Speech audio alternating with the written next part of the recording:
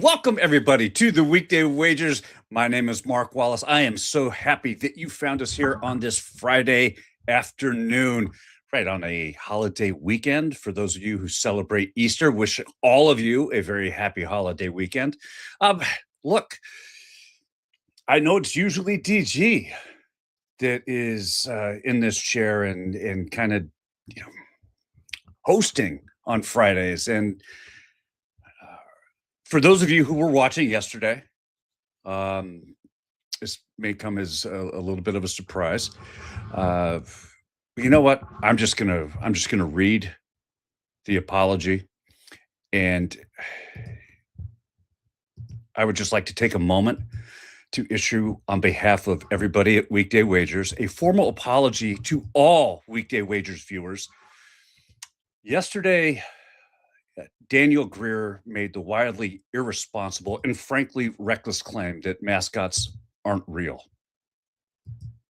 We understand the damage this has caused to fans, to families, and most importantly, to mascots everywhere who have been courageously representing their teams for decades without asking for anything in return except oversized foam heads and unconditional love.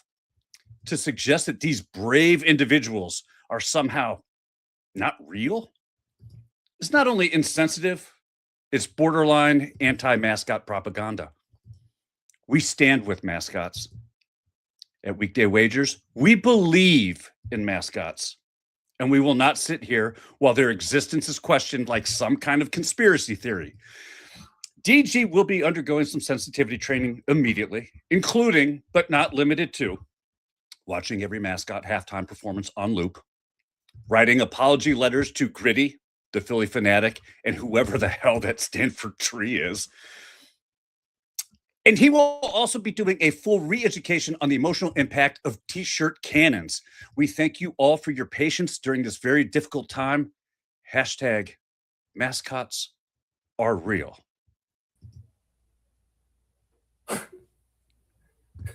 Rob? Yeah. The only thing I can say is I know that you were part of the show yesterday. I was. In the discussion, and I know that immediately after the show, you were extremely remorseful. I was. So I think that as we move forward, let's put our sights on the future. Let's put this behind us. And talking about the future, hey, happy birthday, Scotty Too Hotty. It's your birthday tomorrow. So happy early birthday. Getting you a cameo. Mascot's coming to your house tomorrow to sing happy birthday to you, and it's on DG. DG in the Gritty mascot uniform will be coming to your house to sing happy birthday, or at least mime it out. Yeah. How you doing, buddy? It's Friday. DG is with his family. That's where he is. He is not in mascot rehab. He is with his family. How are you doing, Scott? Robbie, I'm looking at Scotty's comment. I'm doing great. And yes, Nate, unfortunately, not unfortunately, Preds still won last night. But yes, good God, 16 shooters in the shootout in LA last night. When if the Preds had just done their job and held on to the lead, I could have went to bed early. But no, we had to mess around. I don't even know why I'm watching this team. They're not going to make the playoffs. They're just going to tease me. Or they will make the playoffs and we'll miss out on a great draft pick. Either way, Preds are going to Pred. That's crazy, right? Yeah. I mean, that's my goodness. I'm trying to look at this. We have Scott is bringing up your saloon shot, Ohtani and Judge to go the yard. I think that's already happened, hasn't it? It has. He must have seen my play at Just a Stat Sports because all we need is Nick Kurtz to cash an almost plus 3,000. So come on, Kurtz. Do it for the brand. There we go. Do what you got to do, Kurtz. Let's see here. Yeah, the streak is over. Ohtani's finally gone yard. So can I tell you what I did with that? The streak of Ohtani. This is not good bankroll management, so don't do as I say, please. But I would put an amount on it, and when it didn't hit, I double that amount. So I have put a significant amount on his home run today, but that's a personal thing for me because I knew it was coming, and I should have just waited because McKenzie course sucks. All right. All right. You should have waited. Should have waited. But you know what? I got it all back. He brought it all back. And if we cash that plus 3,000, I'm back in good graces again. Yeah. Back in good grace. So listen, I wanted to discuss something because ESPN just put out, and let me find it here, their top 50 quarterbacks of the 2000s. And I started looking at this list and I was like, are you kidding me? So they've got Baker Mayfield over Cam Newton and Vince Young. You look at this list and Baker Mayfield sitting at the number one top quarterback of the 2000s.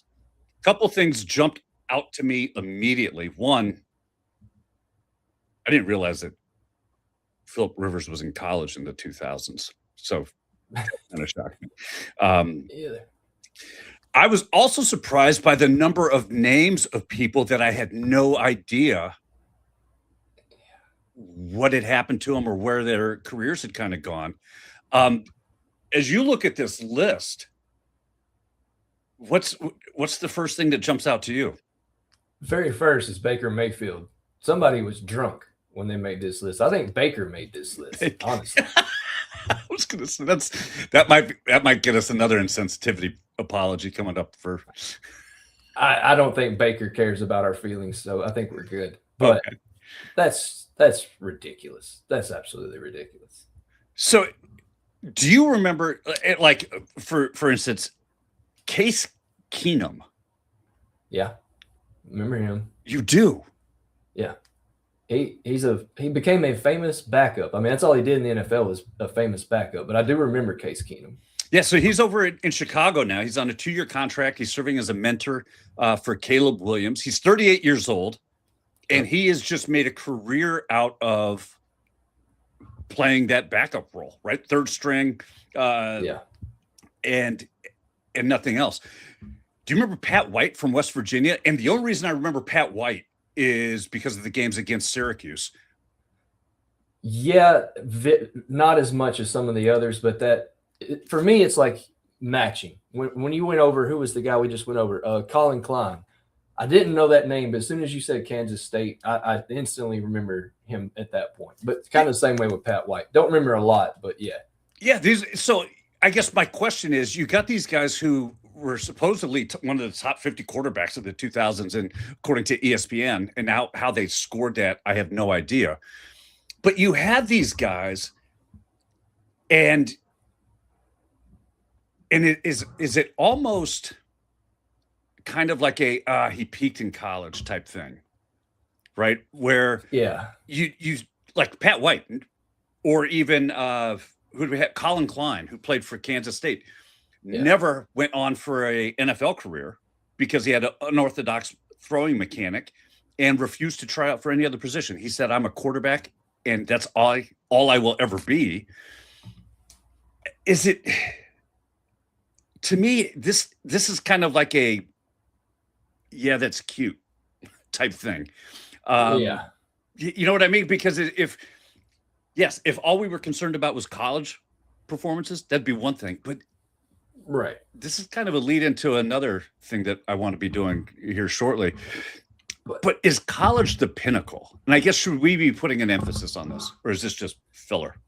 Yeah, it's got to be just college, because when you look at guys like Vince Young, even Tim Tebow up there at the top, if they're basing off NFL careers, that's not a good gauge to put those two up there. They wouldn't be up there, right? Because you've got other guys lower. I mean, hell, Jalen Hurts is 29th?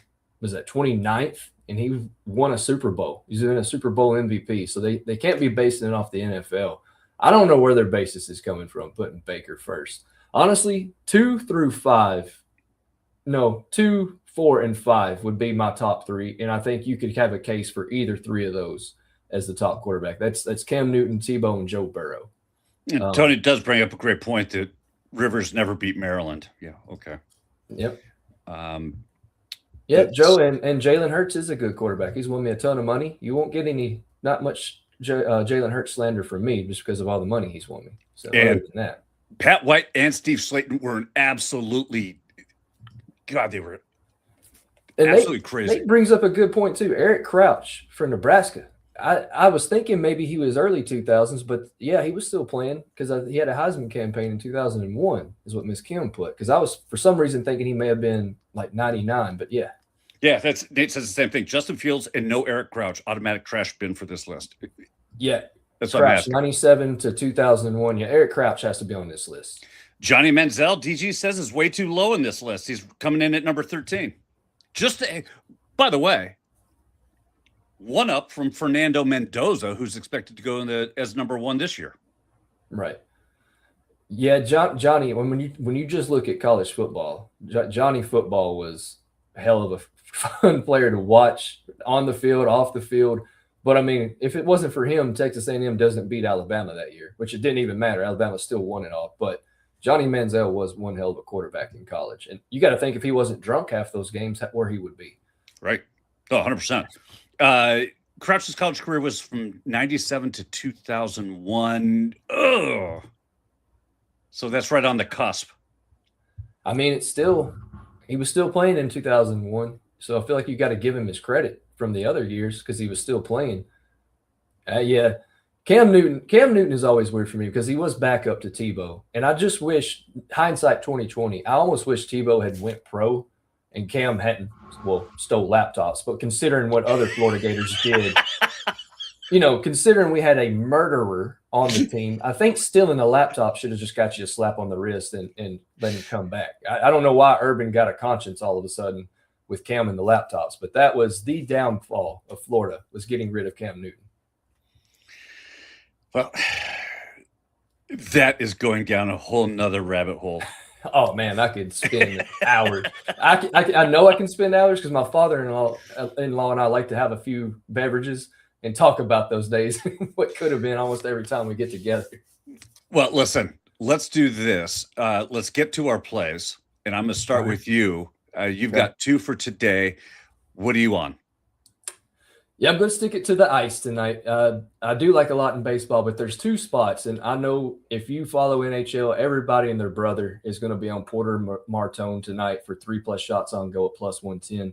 The kid is a rookie. He played his first hockey game this week, and he's absolutely killing it for Philadelphia. He has 14 shots on goals in his 2 games. He had 5 in game 1, 9 in game 2, and he has 20 shot attempts. So they're letting the kid rip it. He is a breath of fresh air for Philly. I mean, I know they've got a lot of talent on that team, but he's coming in right now. They're letting him rip it. He's playing on the top power play line, and the Islanders have allowed 11 shots on goal to the left wing 2 position in their last 2 games. I think this kid is going to do some great things in the NHL. Philly right now, 2 points out of the wild card spot and only 3 points behind the Islanders, who they're playing tonight in the Metro. So this is a huge game for Philly.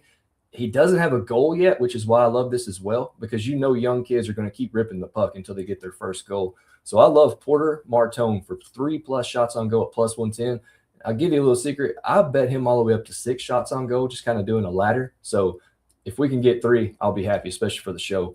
Second play, we're going to go to Jimmy Snuggerud, 1+ point at -115, playing with the St. Louis Blues on the top line with Dylan Holloway and Robert Thomas. This kid has 0.7 points on average in his last 10 games, 4 goals and 3 assists. He's faced Anaheim 1 time in his career, and that was on March the 8th. He put up a goal and an assist in that game. Anaheim has allowed 4 goals and 5 assists in their last 6 games to the left wing 2 position, with at least 1 point given up in 6 straight. And per Troy Perlowitz of NHL.com, Snuggerud leads all the rookies in goals with 7 in his last 15 games, and even strength points, 14 since March the 1st. So he's another rookie that you need to look out for. He also leads in power play shot attempts at 8 and shot on goal with 7 in his last 10 games. So if he's firing the puck on the power play, it's going to get one to go in. So give me these 2 guys for 3+ shots on goal for Martone and 1+ point for Snuggerud at -115. I like it. Unfortunately, I hope Jimmy Snuggerud, which I tend to agree with Joe, that does sound like a made-up name. He might get his point, but he's not going to get the win, unfortunately. Give me the Anaheim Ducks to win on the money line at -130. Look, they lost a game that they needed to win against the Sharks. They gave up 2 goals late in the 3rd period. How late? 30 seconds left on the clock for the game-winning goal to be scored in that one. This is a perfect bounce-back spot. I fully expect the Ducks to get back, get right, especially against the St. Louis Blues team, who is, for all intents and purposes, they are 1-2-3 Cancooning this rest of the season here. And then I am going to the Diamond in Denver. That's right, the Mile High Shine Stadium. I made all that up. None of those names exist. We're going to take the Philadelphia Phillies. I didn't call them the Eagles this time. On the money line, and then we're going to go over 7.5. You can put both of them together at -110. Look, the run line is too juiced out. I think Philly crushes the Rockies. That's how bad they are. Put them both together, you get -110. DG, while gone, was able to send in his 2 picks for our complete 6-pack. And these are for the Final Four games tomorrow. He is all over Illinois on the money line at -125. I couldn't possibly agree with him more, so much so that I am on the same play, except I'm taking the point spread because the line right now is only at -1.5. And I think Illinois beats UConn by at least 2 points. Certainly, they win this game outright. So DG's play covers there. He's also on Arizona to win against Michigan at +105 on the money line. Slight underdogs here. Look, this is the championship game between the Wildcats and the Wolverines. This is just absolutely, it's just 2 best teams in the nation right now. Unfortunately, they're playing for a semifinal instead of the championship. So I think this is going to be a very, very close game. I also like the over in this one to hit. Yeah, I agree with your take on that Arizona-Michigan matchup. I am going to pull for our buddy EC. I'm going to pull for his Arizona Wildcats, friend of the show, EC. But I think Michigan is going to win it all. I like them at the beginning of the year, and I'm no college basketball analysis, but I remember being on here talking about how good they were at the start of the year. And man, they're really good. They're really good. That's who I think is going to win it out of these 4, Michigan. Interesting. Now we do have a question. Okay. Joe says, I wonder what that Bozo Manziel is doing now. I can tell you that Johnny Manziel, let's see, where did I see it? He has a podcast. Yeah, Johnny Manziel has a podcast, and he's doing that, and he is absolutely stepped away from everything. I think he played a paid promotional spot for a flag football game or something like that. And that's the closest he has been to throwing a football since he left the NFL. So that's what he's doing. He's living in Arizona, actually. In his podcast, he interviews athletes and talks about their careers, and doing all right. I wish he would have been able to compete in the NIL era when he could have actually gotten paid for everything. It is a shame he didn't get true payments for what he did when he was in college football. But then again, the way that kid puts things up his nose and what he drinks, I don't know if he would have made it. So, yeah, unfortunately. Well, I don't know how to transition from putting things up your nose to we didn't have a chance to put out a Daily Dinger video today. Yeah. I know you have 3 guys that you like. Let's go through them. You like Julio Rodriguez. Why? He's facing Reed Detmers. He's 6 for 10 with a home run against Reed in his career. Reed's throwing the fastball right now at 50.6% of the time. Weather is the only thing that's a little concerning. It's 70 degrees with winds blowing in around 7 miles per hour. But he has great history playing in LA. I guess they're LA. I would keep wanting to call him Anaheim, but playing against the Angels last season, he played 6 road games against them, had 4 home runs in those 6 road games. So I love this spot for Julio tonight. And like I said, he's batting in the 3rd spot. When I was looking up the data, that is Detmer's weakest spot, is that 3rd batter. So I think Julio finally gets one tonight to get the season going. I like it. And I know why you're all over this guy. But explain, Mr. Nick Kurtz.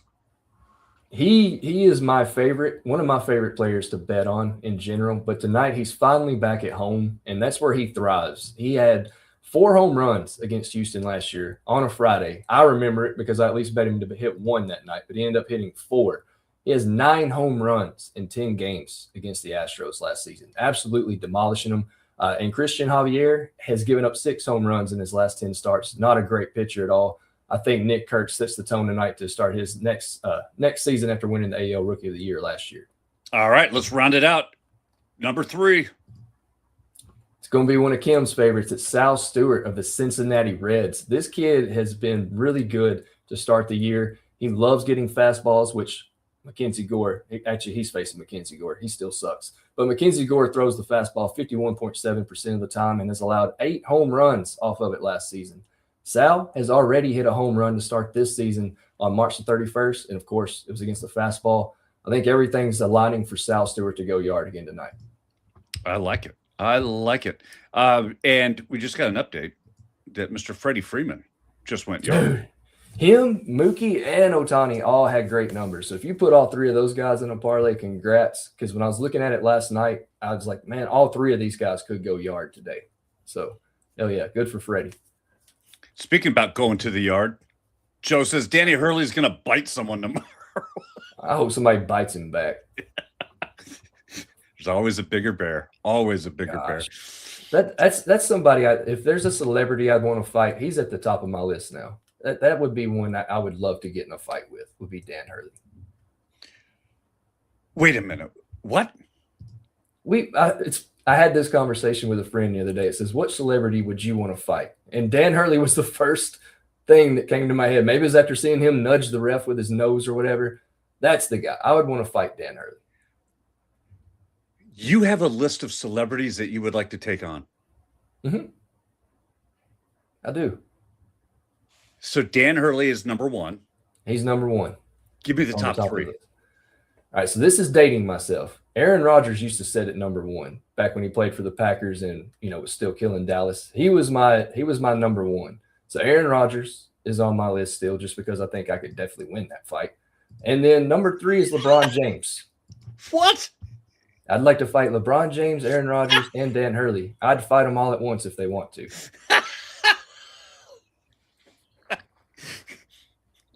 We're clipping it. This is gold. That's fine.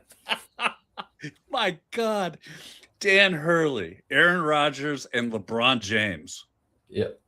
That's your list. Yep. If I think on it harder, I could probably think of more, but they're fresh on my list. Aaron Rodgers, not as much since he left Green Bay, but when he was with Green Bay, yes, he was right there, very top. That's incredible. I love it. Well, what a great segue to guys that Robby wants to fight to. Well, you're crazy. You're crazy, Joe. LeBron James cries over a boo-boo on his knee. He would not beat the hell out of me. I promise you, he would not. This is going to get great. This is, woo. You know what else is great?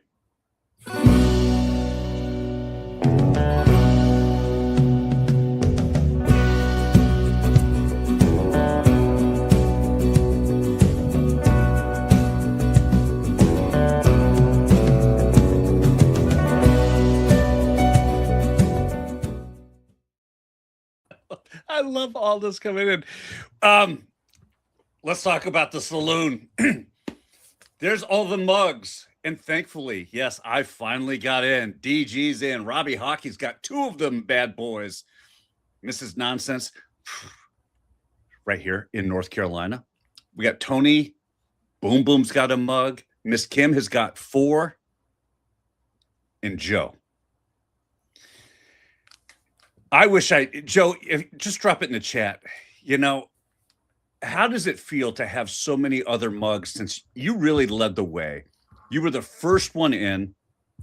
I'm just kind of curious as to how that feels. If you like sharing the saloon with everybody, you wish you were back in the old days when it was just you. He wasn't in there by himself long. No, he wasn't. No, we hung out in the saloon, just me and him, for the longest time. Anyway. Yeah. Here's what we got for today. We got a little. I'll go over Daniel Greer's DG's hits, runs, RBIs gone wild at plus 1,000. Ozzy Albies, Matt Olson, and Mauricio Dubon to get 3+ hit, runs, and RBIs. He put in here a little stat to go along with this. The Braves are the first Major League Baseball team to have 11 different players with a hit and an RBI in a game since the Expos did it against the Astros on June 17th. He's hoping lightning strikes twice. What do you think, Rob? When he sent the stat, I like it. I like it, and you're not asking for him to go yard. It's hits, runs, and RBI. So if Braves bats can stay hot, I think he has a solid shot. And the fact that he got it right at plus 1,000 is amazing. That's perfect. That's perfect. You got a little icy hot thing going on. Explain yourself. I don't have to. All you got to do is just clip the first half of the show because I talked about all three players. I like all three of them tonight, and I like them so much I put them as my saloon shot. If you want to pivot with Snuggerud, you could always do Holloway or Thomas on St. Louis. And if you want to pivot from Porter, Forrester for the Flyers will be another one you could throw in there. But I'm sticking with my three guys. I feel good about them. And now they're going to all let me down because I said that. Exactly. Guess what I'll be playing tomorrow. Yes. If y'all have not learned anything from this show and our daily dinger videos, if I give a home run, bet them the day after and cash it. Just wait the day after. I like it. Thanks, Matt Olson. And I am doing the seriously what? Because I'm banking on the fact that Kyle Schwarb is going to let rip and drop a Schwarb bomb in Denver against the horrible, horrible Rockies in a stadium that is designed for nothing but home runs to be shelled out of there. And then I'm going to take the Pittsburgh Pirates to get a no run in the first inning in their half of the inning, and the Kansas City Royals to get a no run in the first inning in their half of the inning. So it's two team specific, not full inning plays there. And then tonight with the hey ladies. Yes, I know it's infringement, but Raphael's a friend of the show. We're going to go to South Carolina and UConn, and I'm taking the over 136.5 there. That is going to be a very, very tight game. It's probably going to be one of the biggest challenges UConn has seen all season long, and I expect this one to be up and down, lots of points, hopefully very close, and probably go into overtime, which is another boost to get to the over there. Put all four of those plays together, you get a plus 1,002. Whew. Damn. Schwarber is on a lot of people's list today, which makes me nervous, especially with the weather in Colorado, but it's the Rockies. I mean, the weather plays a factor, but in that little league park, you should be able to mash one out. I agree. I'm banking on it. Yeah, yeah, clearly. We do have Nate dropped in his saloon shot. Chris Kiter, Anders Lee, anytime goal parlay at plus 1245. All right. Anders Lee has good numbers against Philly. So I like the Anders Lee and Chris Kreider on that top line with Troy Terry. There's no Cutter Gauthier tonight, which makes me – that's the only thing – I wish I'd been on Anaheim more, but he's such the engine that runs that offense. That's the only thing that makes me a little nervous with Anaheim is not having Cutter. Joe put in his saloon shot that Danny Hurley bites somebody for plus 100,000. Yeah. And you do bring up a great point. Can we bet that on Kalshi or Poly Markets? Yeah, I think it would be the best question there. Miss Kim, by the way, going for 5. Get it. With a UConn money line, Schwarber and Eugenia Schwartz. See, I already 3 hits, runs, RBIs. I thought you were going to call a Schwarber bomb with me. And I was like, I have the blessing from Madam Presidente. Which UConn? Is it the women's or the men's? Women. Oh, yeah, that's a great point. I'm assuming women's. I'm actually excited for South Carolina UConn women's basketball game. That's whoever wins that, of course, is winning it all. But that should be a hell of a game. Yeah, so my play, the saloon shot for me tonight was on the UConn women's game. I don't know, Miss Kim, if that's for the women's or the men. She says, okay, yeah. So she's taking the men's side. She's hoping Hurley bites the basketball at the end of the game to win. Hurley is Miss Kim's Rizzo because everybody else here hates Rizzo but me. That is her Rizzo is Dan Hurley. She is calling for a Husky sweep. I'm so tired of both the men's and the women's team in UConn. You know what though?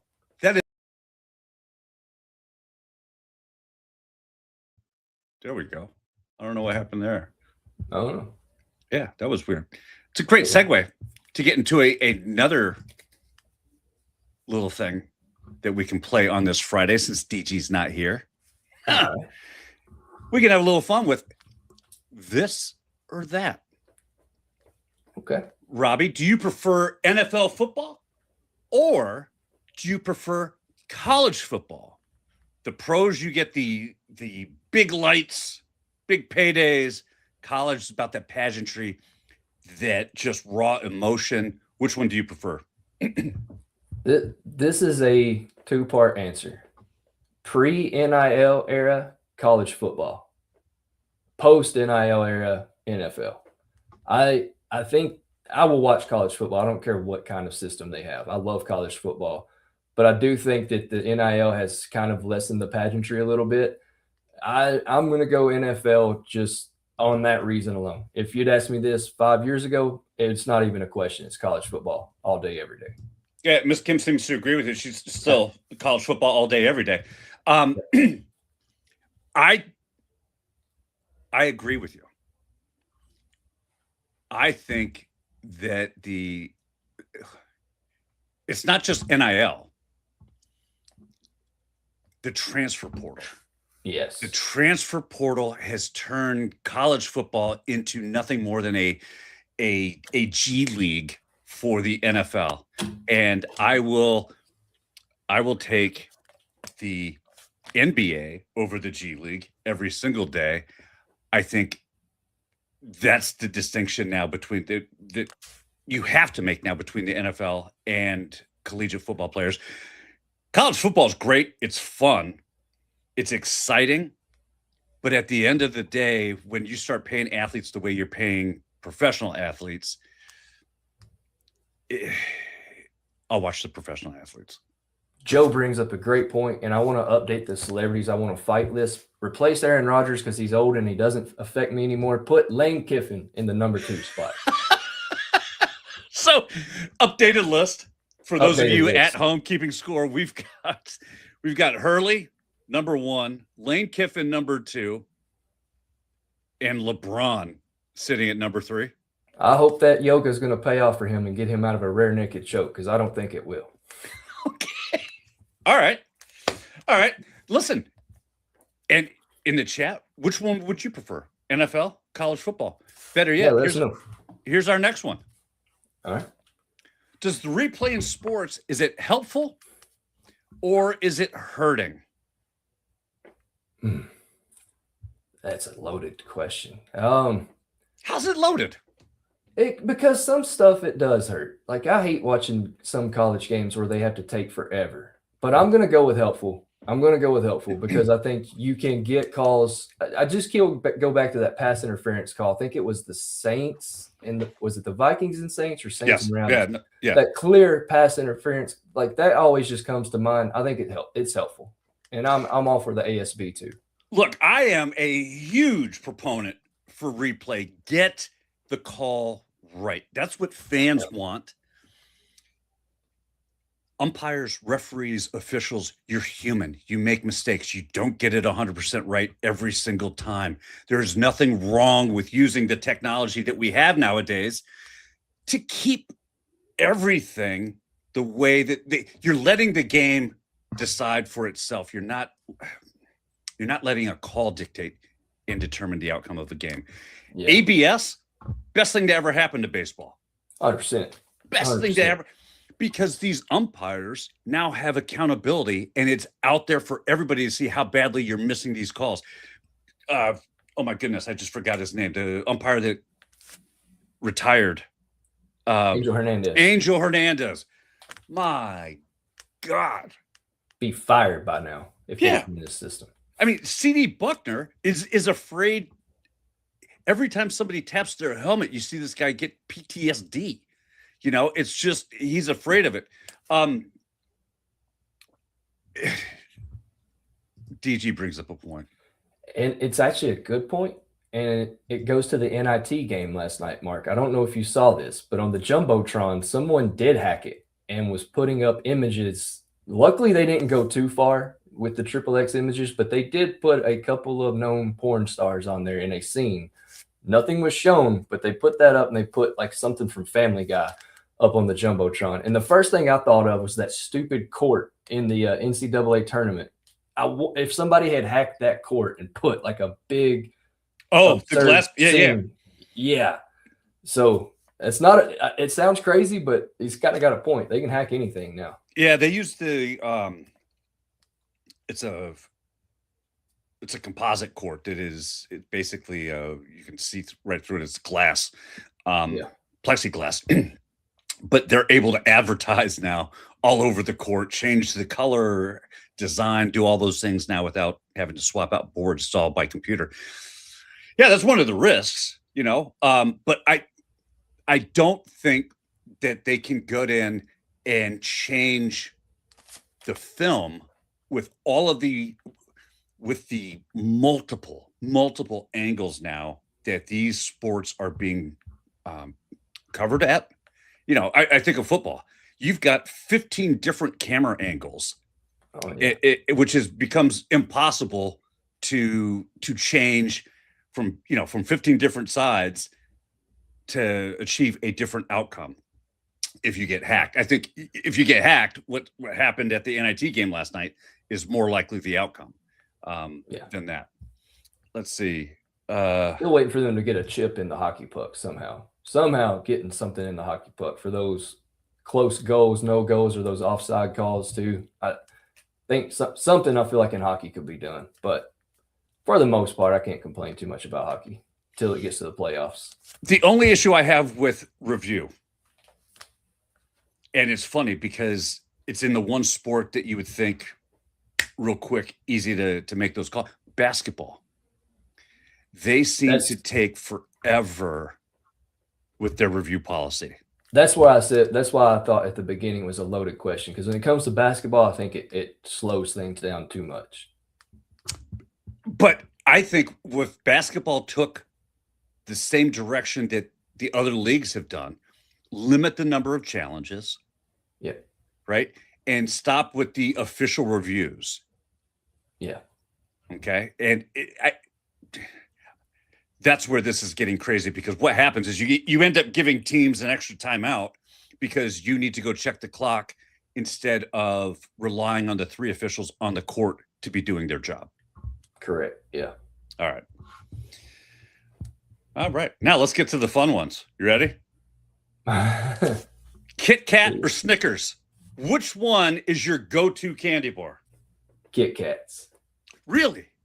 Yep. I don't know what it is. I like both, but I'd say Kit Kats.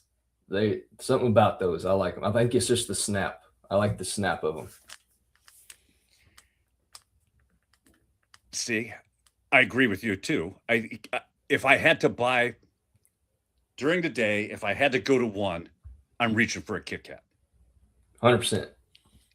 If that Snickers is frozen, game changer, Snickers all day long. True that. Yes. Yeah.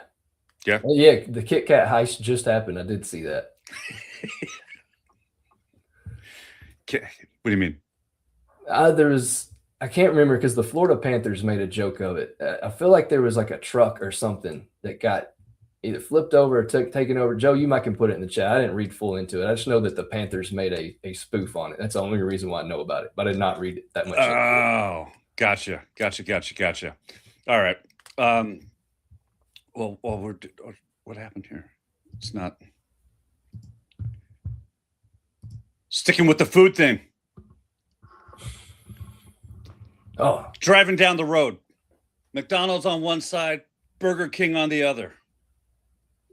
It's Which McDonald's. one are you pulling? You're going McDonald's? I hate Burger King.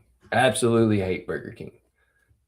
And if I had to choose, honestly, it's Whataburger every day for me. But in this contest, McDonald's.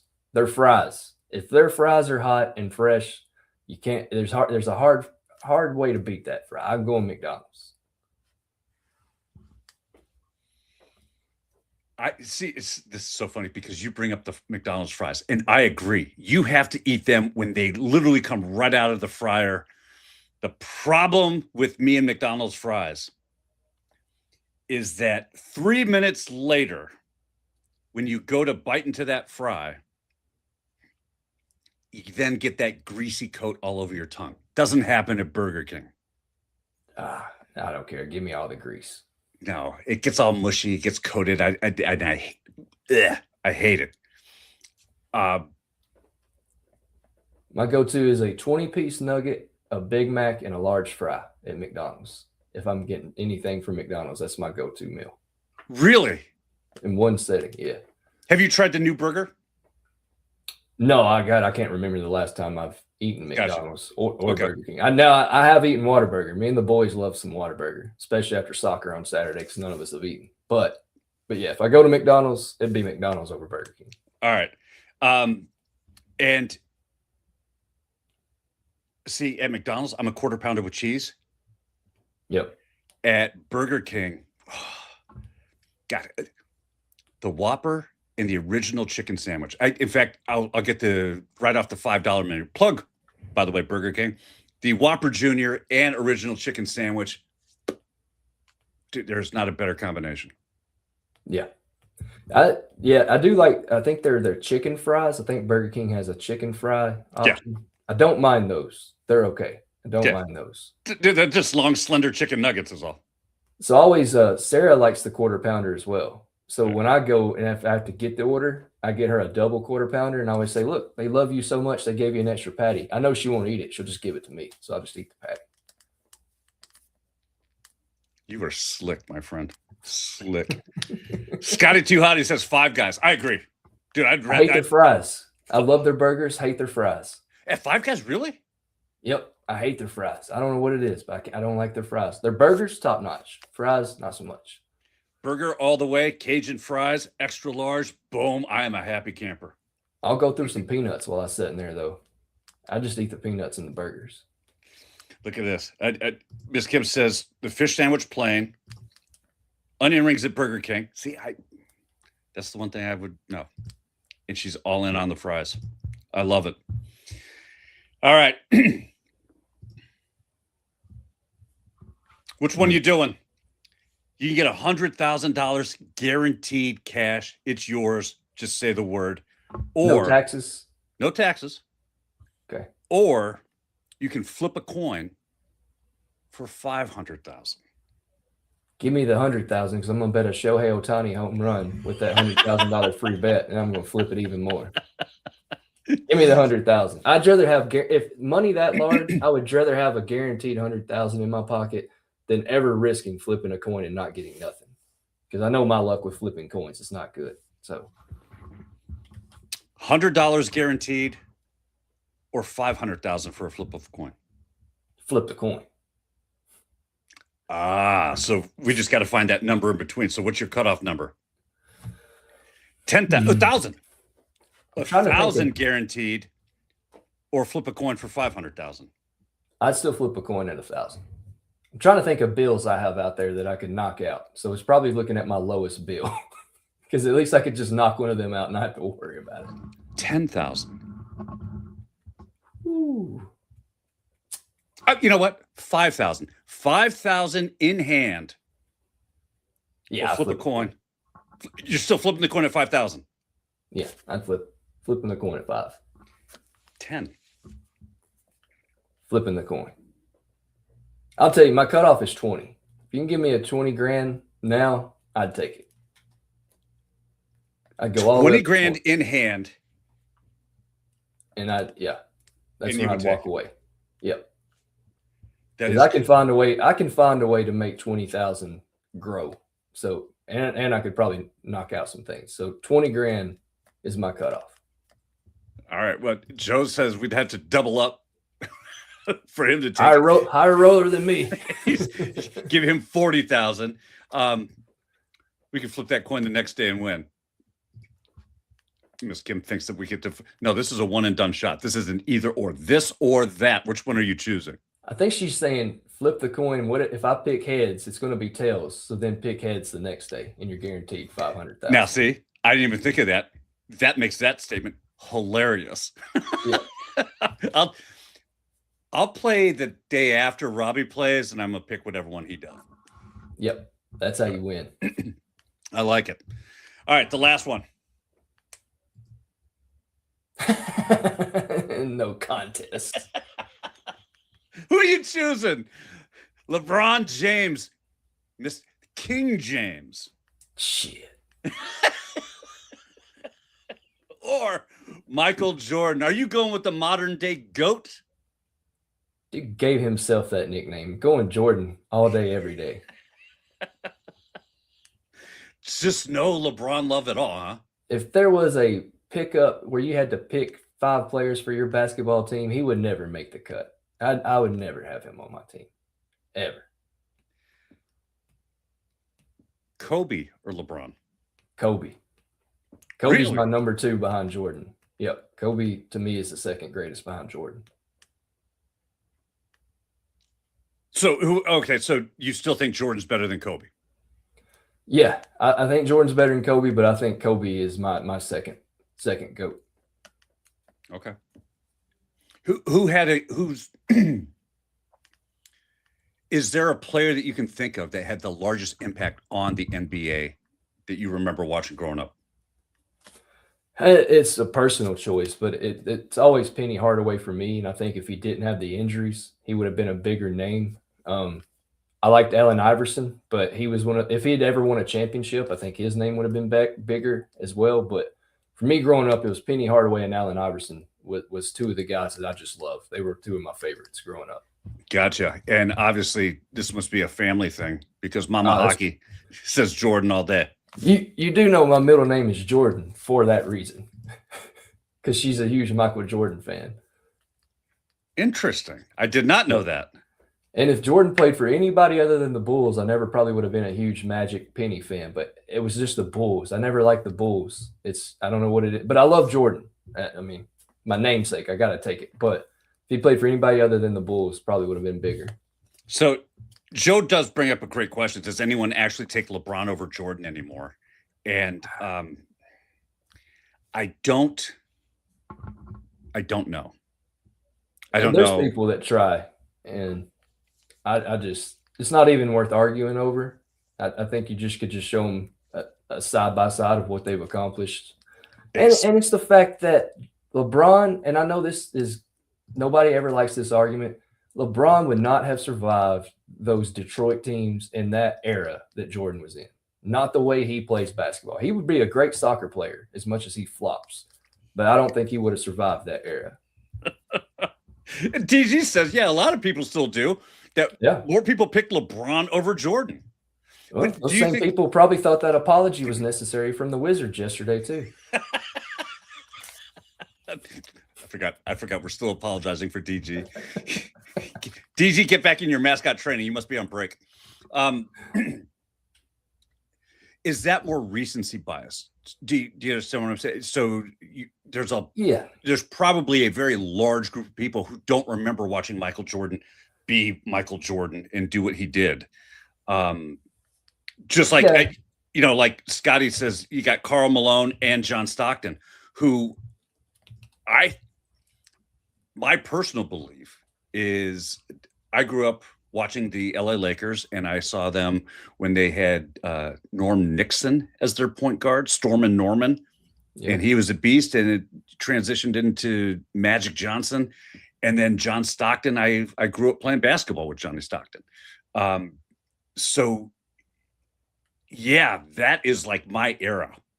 And I think those 2 guys, again, if they had won a title, would have get a lot more play in this who's the greatest of all time. It's the fact they ran into those Bulls teams that beat them. But I think if they had ever gotten a title, kind of like Dan Marino, I think you would hear more about Marino if he'd ever just won a Super Bowl. Right. Still a great quarterback, but I think that sticks into a lot of people's minds. It's trying to win that championship. So that was actually one of my other this or that questions. Consistency over a championship or one championship over consistency? Which one is more legacy building to you? Probably consistency, because you look at guys like Trent Dilfer, Brad Johnson, who both won Super Bowls, and they're nowhere near a top 25, top 50 quarterback in the NFL. But you do have guys like Eli Manning that he won 2 Super Bowls, and if he hadn't won those 2 Super Bowls, would he even be in the conversation? But the fact that he did, and he beat probably the greatest quarterback of all time, so it's kind of a murky question. But yeah, I think consistency in the end would probably mean more than championships, just because of guys like Dilfer and Johnson. Yeah, I agree with you. I think that you bring up a great point, right? Eli Manning, he's got 2 championships, and if he didn't have those, he'd still be just Peyton's brother. Yep. and Peyton would be the one with the huge career and everything else. I also think back to a time where this was a question about some NFL players, and my argument about Dan Marino, you were on the other side of that. I was. I don't remember who I defended against him, though. But it must have been good if I had to defend against it. I must have had a good reason. No, I think I won. Have to Go back, check the tapes. And then like it while you're there. Speaking of checking the tapes, did you see how bad we're talking about LeBron James, how bad Bronny James played? Does he still play in the NBA? Or is he in the G League again? Oh no, he was on the road for them against OKC, and they absolutely embarrassed him. It was, man. He had no business being out there.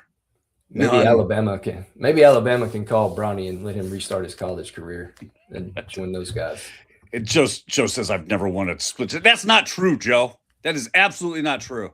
I know I won. He wouldn't have won pitcher art either. GG knew how to put a shark in a tank.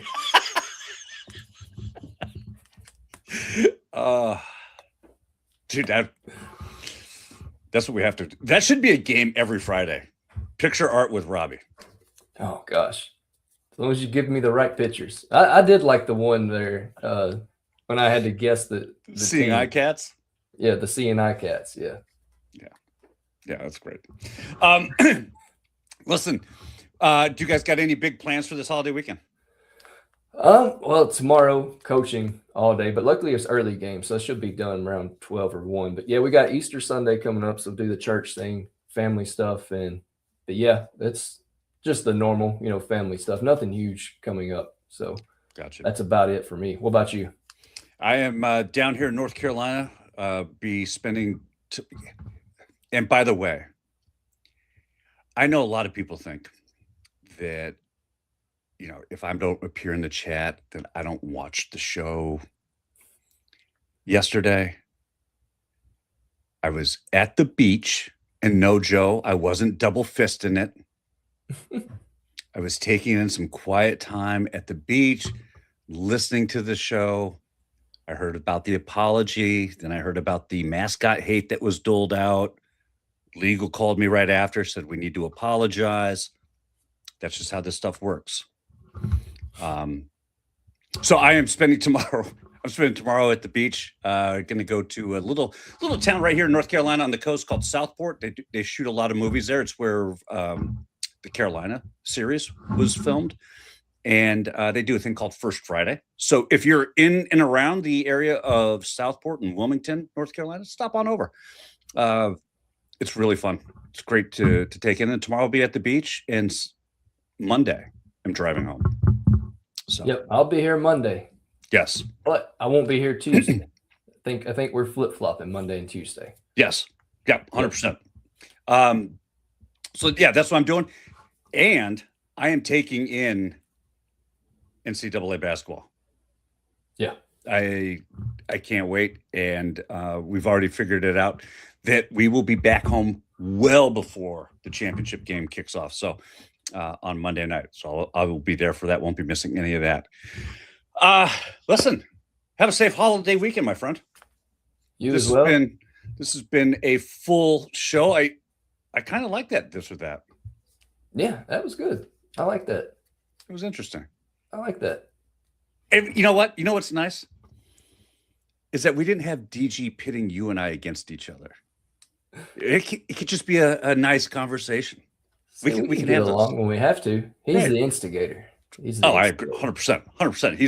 He is the fuel, the gasoline to the fire, if you will.